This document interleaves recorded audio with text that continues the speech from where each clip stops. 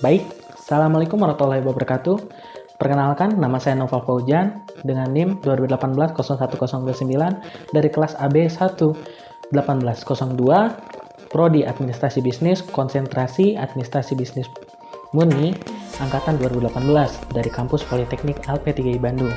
Mata kuliah sekarang adalah Bisnis Proposal dan dosen saya adalah Bapak Irwan Hermawan, SEMM, dan nama perusahaan saya Nervology di bidang IT. Oke, mari kita lanjut di slide ketiga. Latar belakang perusahaan. Data perusahaan. Nama perusahaannya adalah Nervology, seperti yang sudah saya sebutkan tadi.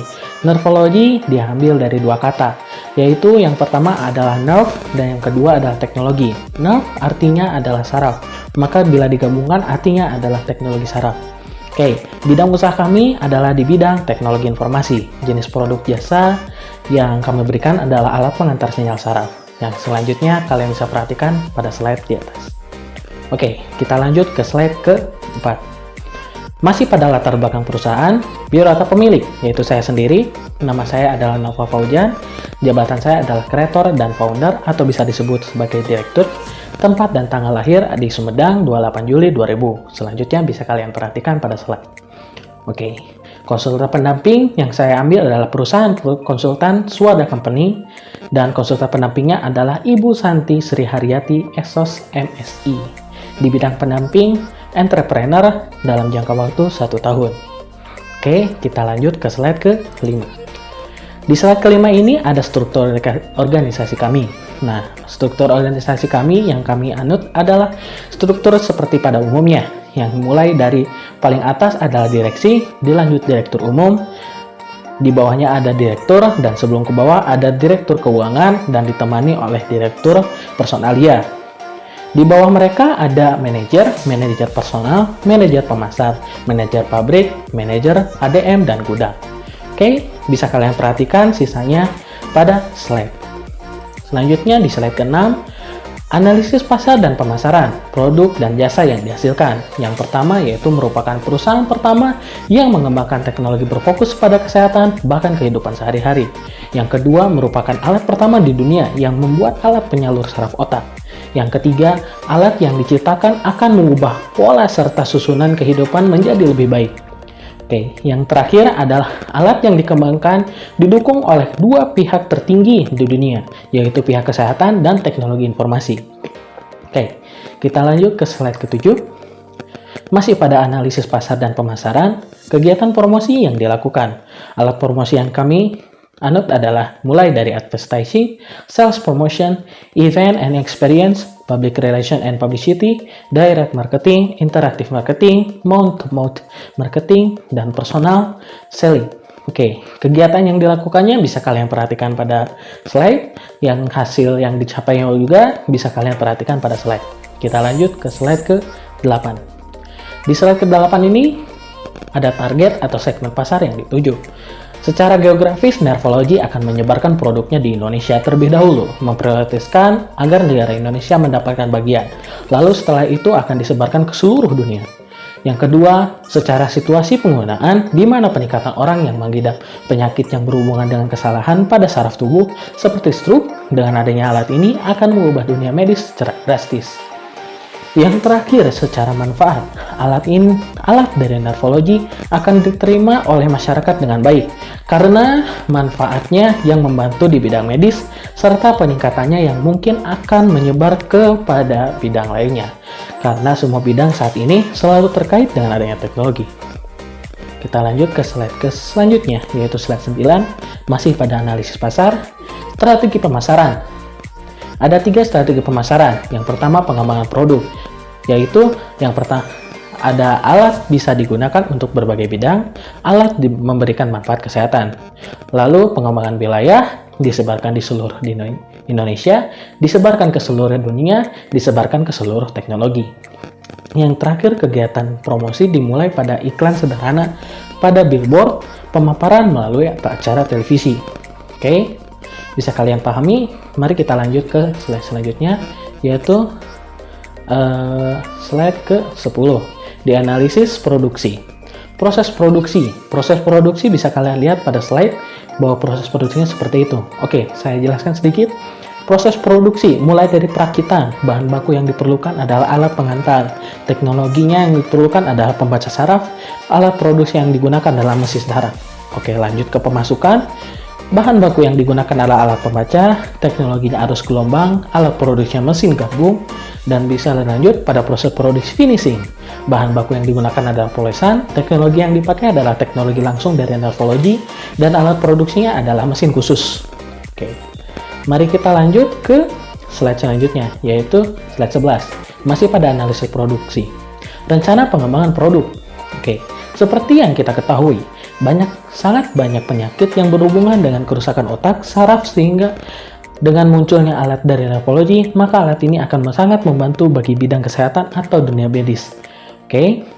Alat dari nervologi dapat membaca saraf serta mengaturnya menjadi gelombang tertentu karena bidang apapun itu berhubungan dengan kotak fisik dan tidak luput dengan teknologi, maka teknologi ini akan berguna di bidang lainnya.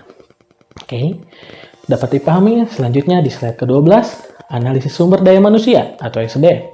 Analisis kebutuhan dan pengembangan SDM, analisis kebutuhan.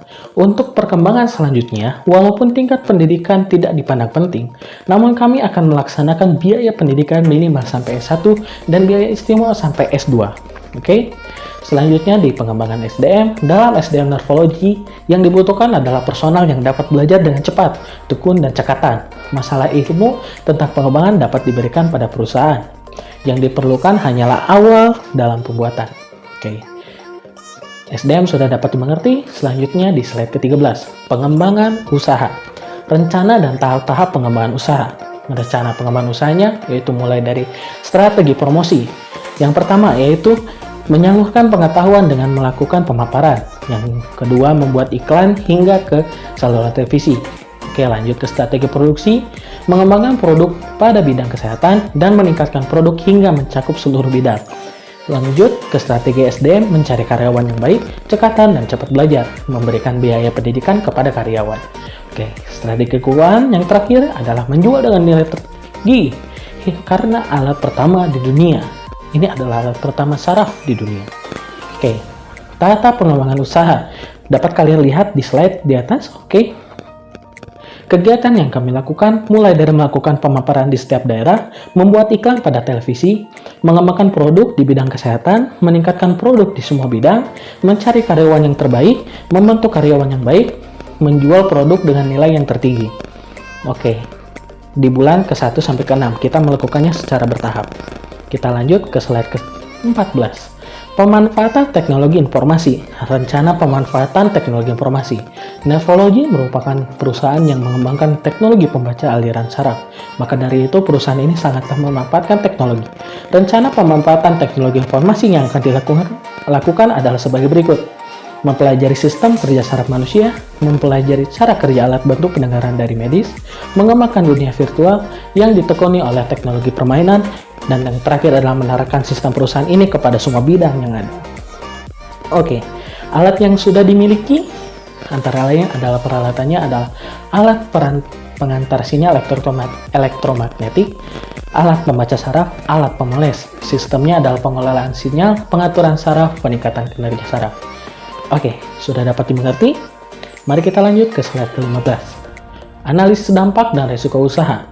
Dampak terhadap masyarakat sekitar, yaitu yang pertama, dengan adanya promosi melalui pemaparan kesehatan kepada masyarakat, masyarakat akan lebih jauh mengetahui tentang teknologi nervologi. Dengan adanya produksi dari nervologi, masyarakat yang memiliki penyakit berhubungan dengan saraf memiliki kesempatan kedua. Yang ketiga, dengan adanya perusahaan nervologi, maka masyarakat dapat lebih mengenal lebih jauh perkembangan zaman yang ada. Dengan adanya teknologi ini, maka akan terjadi perubahan besar di seluruh penjuru. Oke, kita lanjut ke dampak terhadap lingkungan. Yang pertama yaitu teknologi dari nervologi akan menyebabkan lingkungan menjadi lebih bebas. Yang kedua, teknologi ini dapat membantu membangun tingkat kesadaran akan lingkungan. Yang terakhir, teknologi ini dapat membuat perubahan besar di dunia. Oke, kita lanjut ke slide ke-16. Masih pada analisis dampak dan risiko usaha.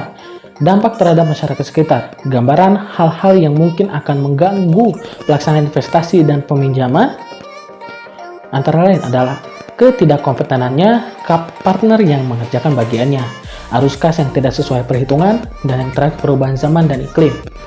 Yang selanjutnya antisipasinya seperti apa? Gambaran strategi kegiatan yang akan dilakukan dalam mengantisipasi dan meminimalkan risiko usaha, antara lain adalah yang pertama, menjalin hubungan yang baik dengan partner kinerja, yang kedua, mengatur keuangan sesering mungkin, beradaptasi ke setiap adanya perubahan.